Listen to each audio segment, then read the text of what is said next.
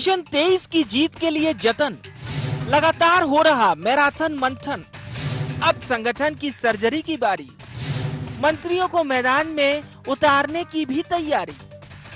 जी हां, सत्ता का पंच लगाने के लिए शिवराज सरकार कोई कोर कसर छोड़ना नहीं चाहती है। लगातार मैराथन बैठकों का दौर जारी है। किसान, युवा आदि आबादी को साधने की तैयारी है। मंत्रियों से लेकर पदाधिकारियों तक को मैदान में उतारने की बारी है और इससे पहले जल्द संगठन की सर्जरी की भी तैयारी है। तभी तो पार्टी ने जिला अध्यक्षों के परफॉर्मेंस की पड़ताल करना शुरू कर दी है, जिसके आधार पर पार्टी करीब 15 जिलों में बदलाव करने के मूड में है। बताया जा रहा है कि निमाड़ और विंध्य में बड़ी सर्जरी देखने को मिल सकती है। इतना ही नहीं, पार्टी ने मंत्रियों को फील्ड में उतारने की तैयारी भी कर ली है।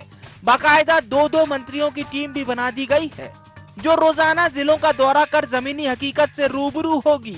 भारतीय जनता पार्टी संगठन की दृष्टि से लगातार काम करती रहती है, सक्रिय रहती है, साल भर सक्रिय रहती है, बूथ लेवल से लेकर और राष्ट्रीय लेवल तक पर सक्रिय रहती है।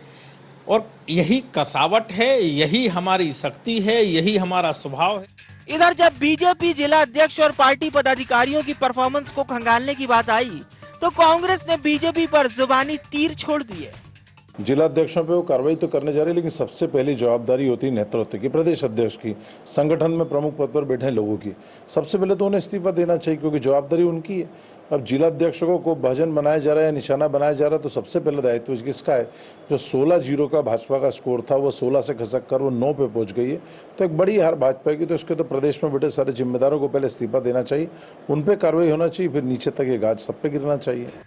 साल 2017 में बीजेपी ने जिला अध्यक्षों को हटाने की बजाय 2018 विधानसभा चुनाव के मद्देनजर उनका कार्यकाल बढ़ा दिया था।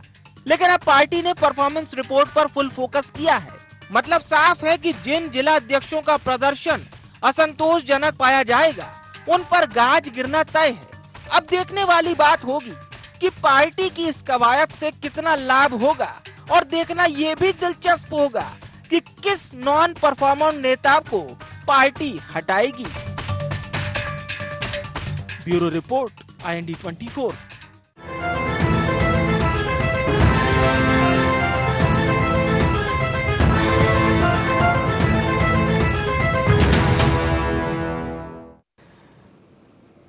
नमस्कार, IND एजेंडा मैदानी तैयारी में आप सभी का बहुत बहुत स्वागत है। मैं हूं विवेक पांडे आपके साथ। मैदानी तैयारी में कौन कितना फिट है, कौन कितना हिट है, ये जानने के लिए भारतीय जनता पार्टी की एक कवायद कह लीजिए, या भारतीय जनता पार्टी का होमवर्क करने वाले उन नेताओं का टेस्ट भी कह लीजिए। क्योंकि जब नेता पार्टी को परफॉर्मेंस नहीं देते हैं, तो पार्टियों का दायित्व बन जाता है कि वो उन नेताओं का परीक्षण भी करें, परीक्षा भी लें, और ये भी बताएं कि परीक्षा में कौन नेता पास हुआ, कौन फेल हुआ और किस में सुधार की गुंजाइश है।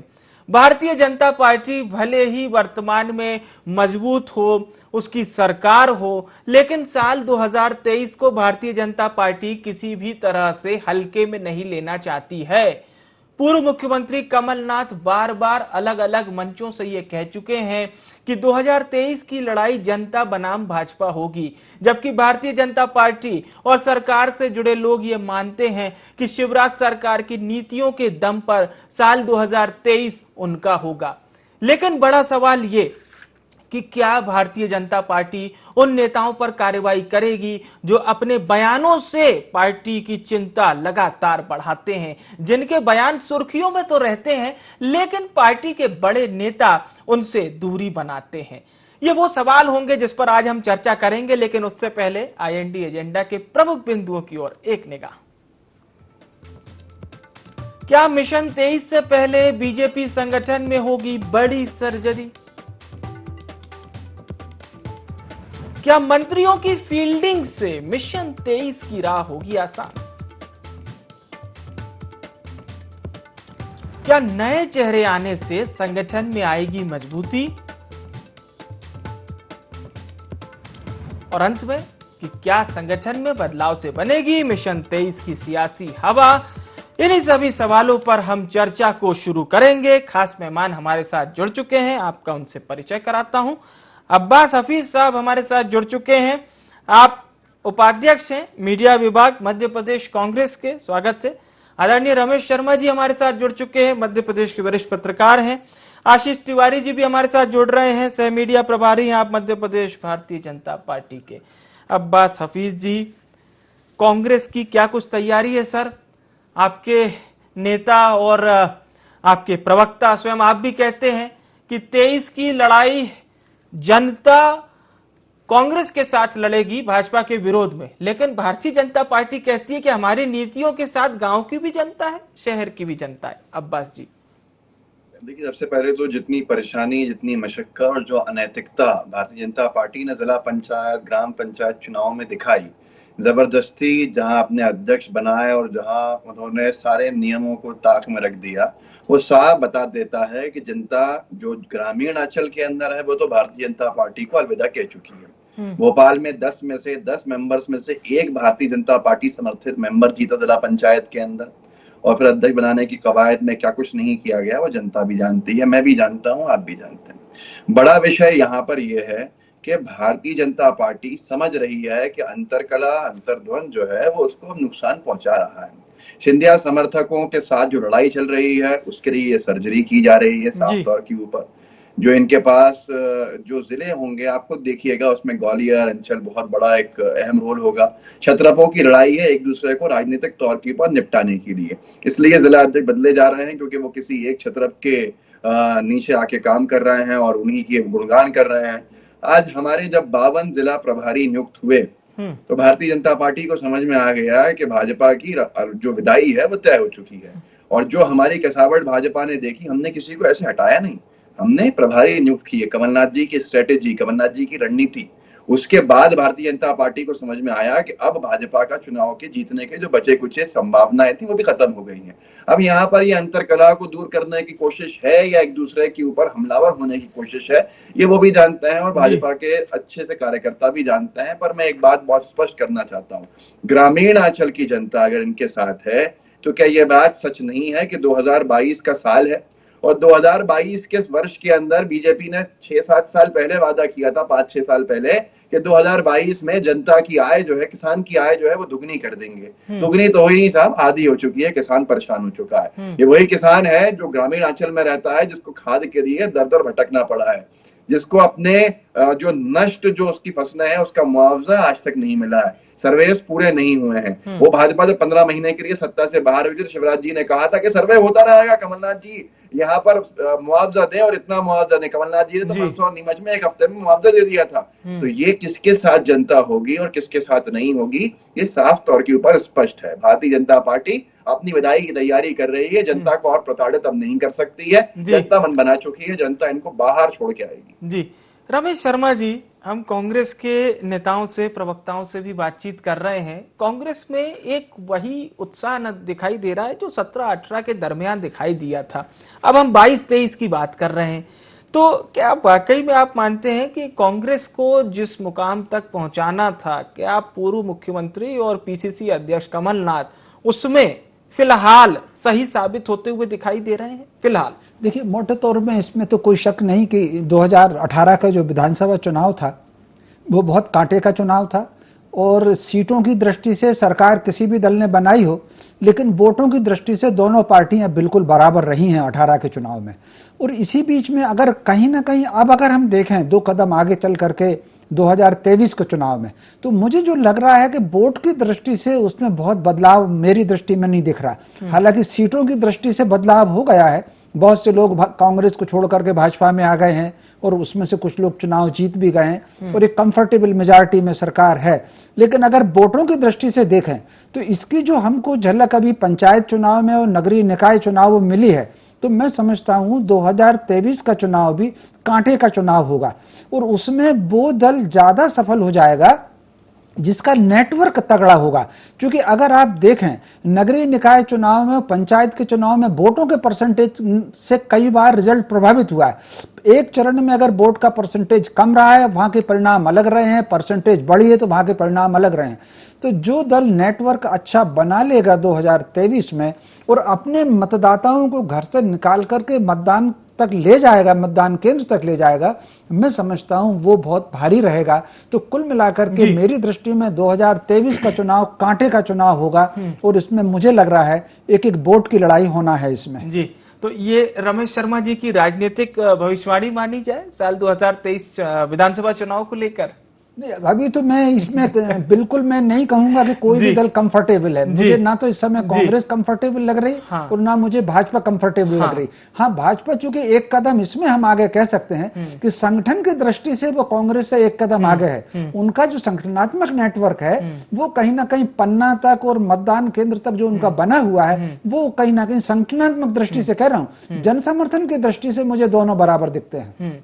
जी बिल्कुल। हालांकि अभी कमलनाथ जी ने जब निकाय के नतीजे आए थे दूसरे चरण के भी, तो ये बात कही थी कि हमारा मुकाबला भारतीय जनता पार्टी के संगठन से था और देखिए हम संगठन से भी लड़े और इतनी हम मेयर की भी हमने सीटें जीती, क्योंकि बीजेपी ने कई बार ये कहा था कि कांग्रेस के पास नेता और नियत नहीं है। इसका जवाब देते हुए कहा था।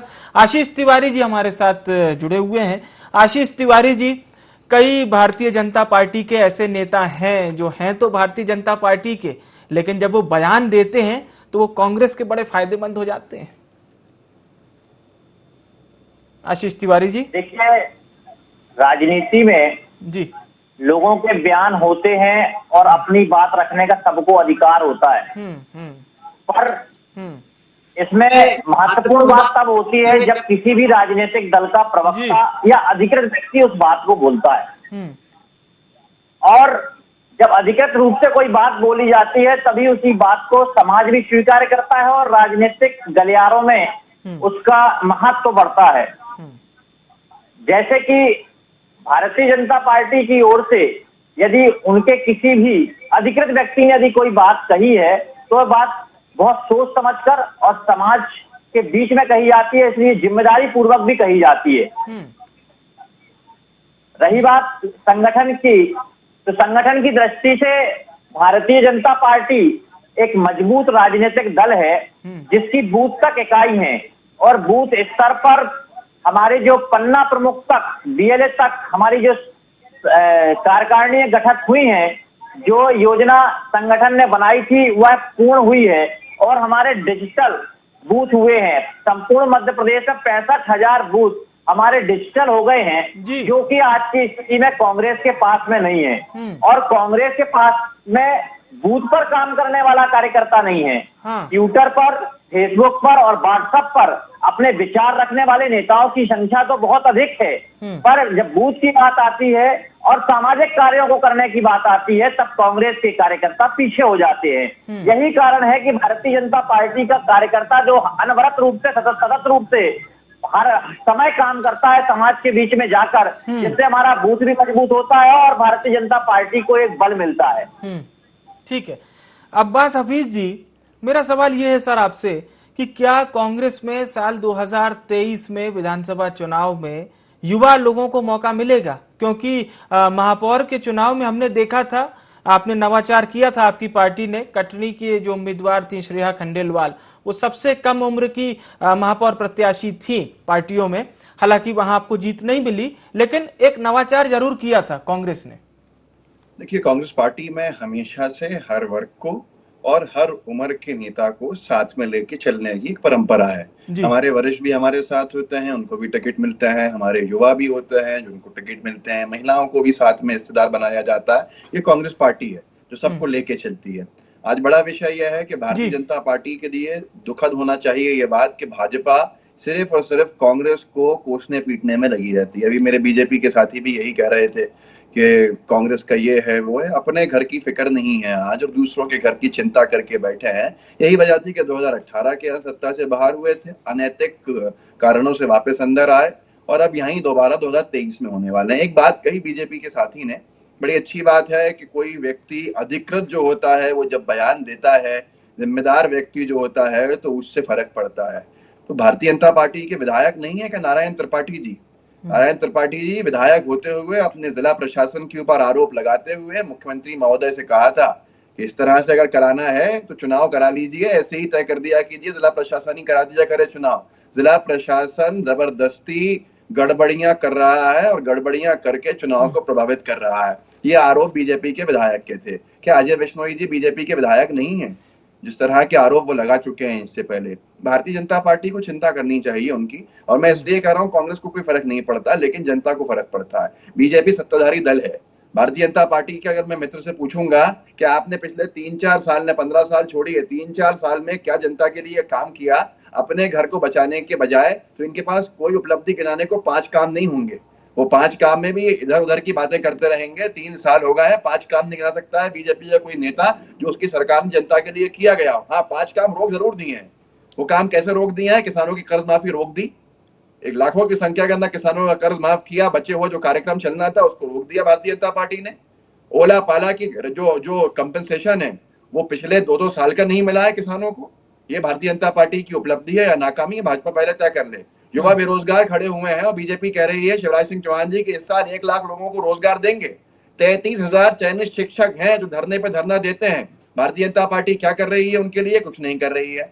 अब ये कह रहे हैं कि 2-2 मंत्रियों को भेजेंगे जिलों के अंदर, मोदी जी के जन्मदिन के ऊपर बनाएंगे कार्यक्रम एक महीने का लगभग, और वो ऑन द स्पॉट इनकी पूरी परेशानियां जो है वो दूर करेंगे जनता की। बेरोजगारी सबसे बड़ी परेशानी है जनता की, दूर करेंगे क्या? पूछिए भाजपा के मित्र से हमारे कि बेरोजगारों को रोजगार देंगे क्या वो 2 मंत्री, या महंगाई को कम करेंगे वो 2 मंत्री? जिस तरह से टैक्सेशन के अंदर आपने रीढ़ की हड्डी तोड़ दी है, कमर तोड़ दी है, कुछ उसको कम करेंगे क्या? आज आटा कहाँ जा रहा है, चावल कहाँ जा रहा है, गेहूं कहाँ जा रहा है? एक्सपोर्ट रोक दिया, उसके बाद भी नहीं रोक रहा है। बीजेपी के पास न दिशा है, न भारतीय जनता पार्टी के पास कोई विजन है।